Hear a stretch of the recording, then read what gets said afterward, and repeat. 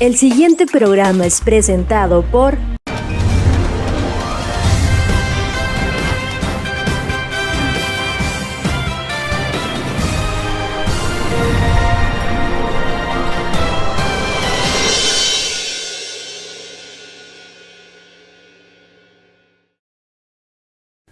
Muy buenas tardes, ciudadanos de Cadereyta y de toda esta región.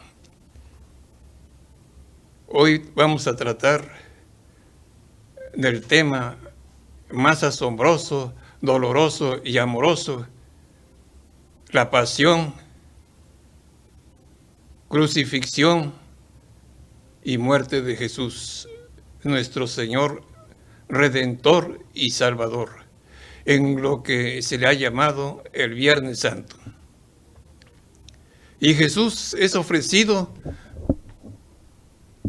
como un cordero en sacrificio.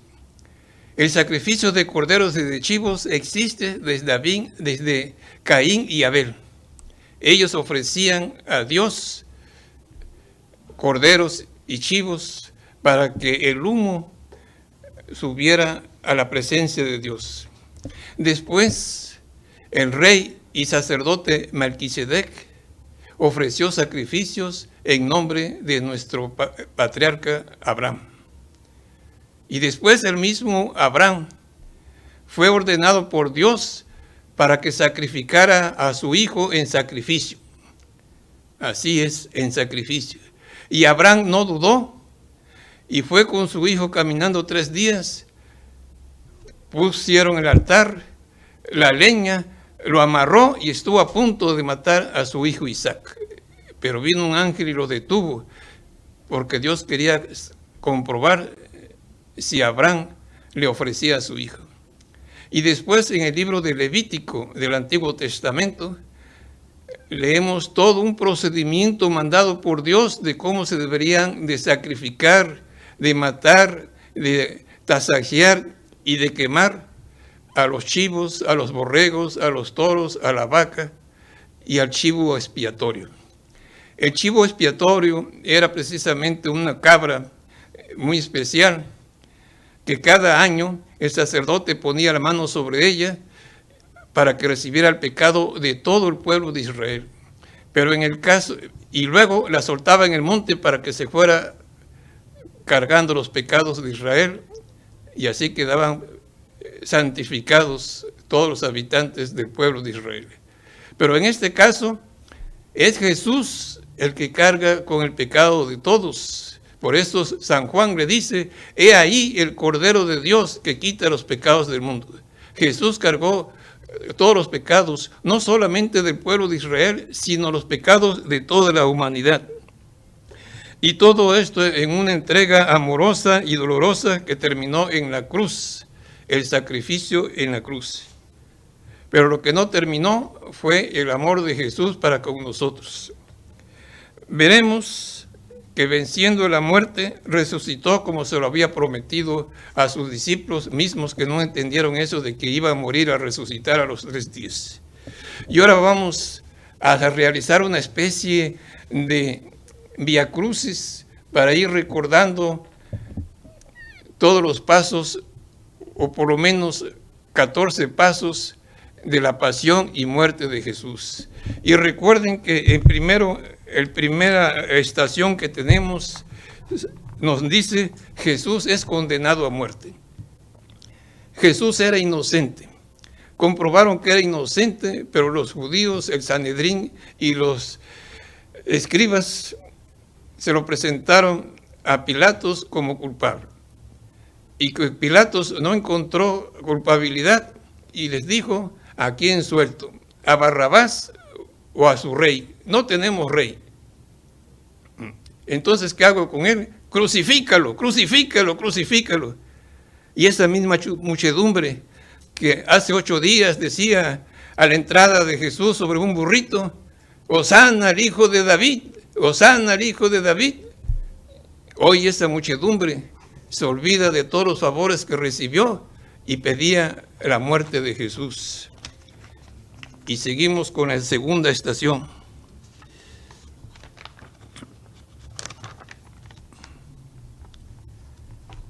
Jesús fue coronado de espinas, fue azotado, desvelado, cacheteado, escupido, abandonado, y luego tiene que cargar con su cruz. Eso es lo que nos habla la segunda estación. Y recuerden que Jesús ya nos había dicho: el que quiera seguirme, que tome su cruz y que me siga. Entonces toma su cruz nuestro Señor, a pesar de también de estar desvelado y sangrado.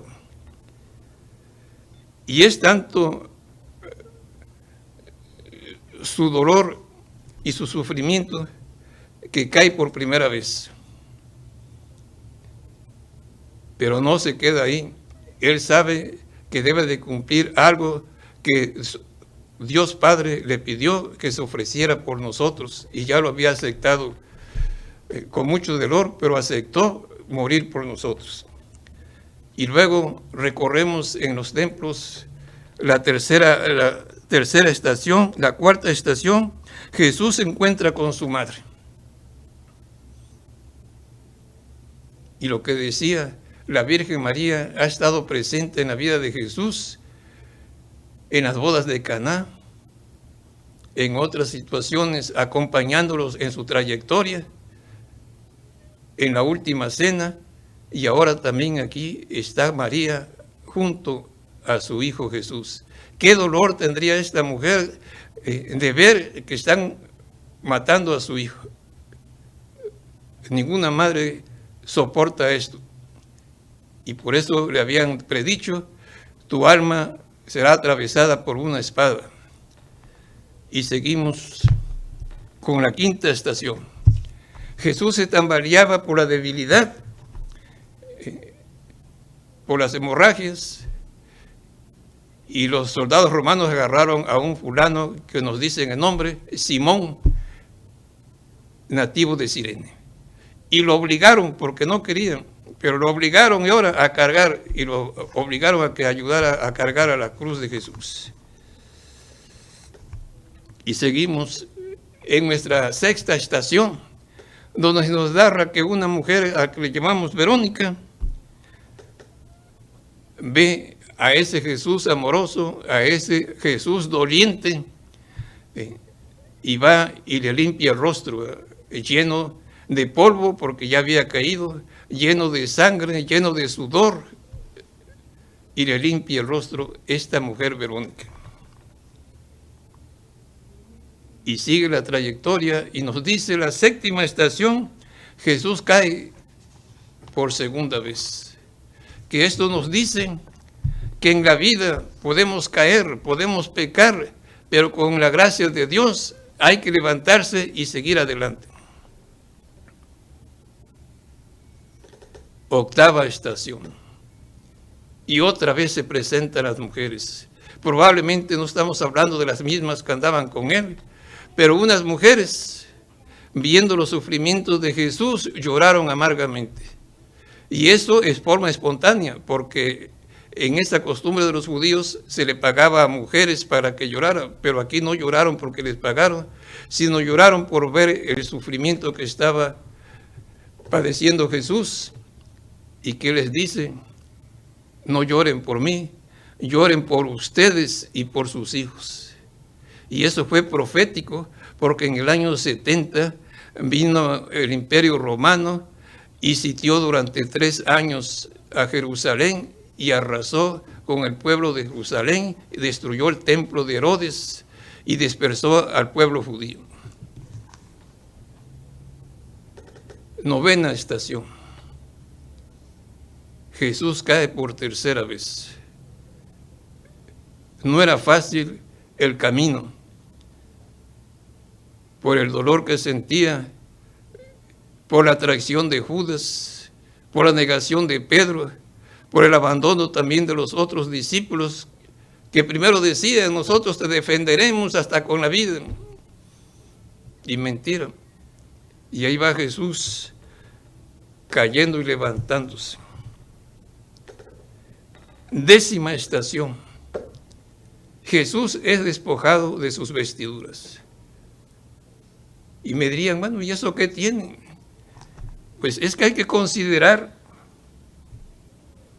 que a través de los azotes le salió sangre, que estuvo toda la noche y esa sangre se les pegó a la túnica en forma interior, y al quitarle las vestimentas, pues tuvieron que romper las costras que se habían hecho, y con el sudor y con el polvo, pues eso le debió de haber dado mucho a nuestro Señor Jesucristo.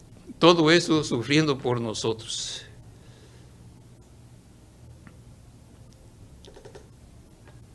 Estación 11. Llega Jesús, lo acuesta y le traspasan las manos. Ordinariamente se dice que aquí, pero científicamente se dijo que es en esta parte de donde le clavaron, porque si no aquí se desgarraría, y aquí es donde se supone que fue realmente donde clavaron a nuestro Señor de las manos y aparte de los pies. A veces nos da un golpecito, nos enterramos un clavo un poquito y ya estamos llorando. ¿Se imaginan el dolor que tendría Jesús si se le contraen los nervios y todo lo que... Y luego lo dejaron caer, porque ya había un hueco ahí en la roca donde se dejaban caer la cruz. Y recuerden que el sacrificio de la cruz es un castigo romano que lo hacían refinado para que la gente durara 1 o 2 o 3 días que sufrieran, porque lo que querían era hacerlos sufrir. Que si iban a morir, pues se iban a morir, pero lo que querían es hacerlos sufrir.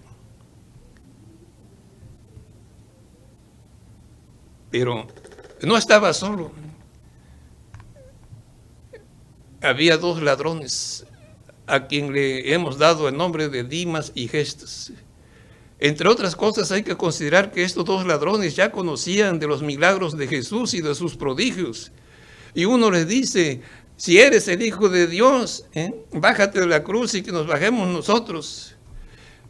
Y al que le llamamos Dimas le dijo: deja de renegar, tú y yo estamos aquí porque lo merecemos por ladrones y sinvergüenzas, pero él es el justo. Y dirigiéndose Dimas a Jesús le dijo: Señor, acuérdate de mí cuando estés en tu reino. ¿Y por qué le dice eso? Porque sabría el poder que tiene Jesús, pero que hay que considerar que ya van a morir los 3, y que lo que llevamos almas se van a ir. Entonces quiere decir que una vez que muera se lo lleva, y le dice Jesús: en verdad te digo que hoy estarás conmigo en el paraíso. Sus cuerpos, no, porque sabemos que el cuerpo de Jesús fue debidamente enterrado, y el del otro pues también se refería a las almas de Jesús y de Dimas. A este Dimas es la única persona que yo envidio. ¿Por qué? A todos Jesús nos pone condiciones. Si crees en mí y te bautizas, tendrás vida eterna. Si comes mi carne y bebes mi sangre, tendrás vida eterna. Si ayudas al necesitado, tendrás vida eterna. Sin embargo, a este no le puso ninguna condición. Nada más le dijo: hoy estarás conmigo en el paraíso. Así de fácil y sencillo. Y entonces Jesús muere en la cruz y dice, entre otras cosas: Dios mío, ¿por qué me has abandonado? Es la parte humana la que siente que es abandonada, porque Jesús es Dios. Y después de muerto, es bajado de la cruz.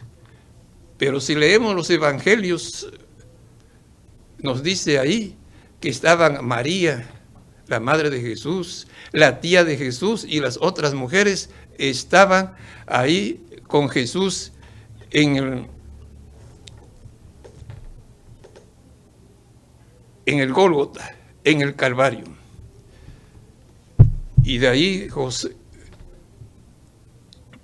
de Arimatea, un rico, va y le pide a Pilatos que le entregue el cuerpo de Jesús, y se lo concedió, y lo enterraron en una tumba cavada en roca, una tumba nueva que este mismo Señor había mandado a construir para Él mismo.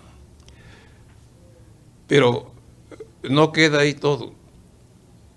Jesús dijo que resucitaría al tercer día.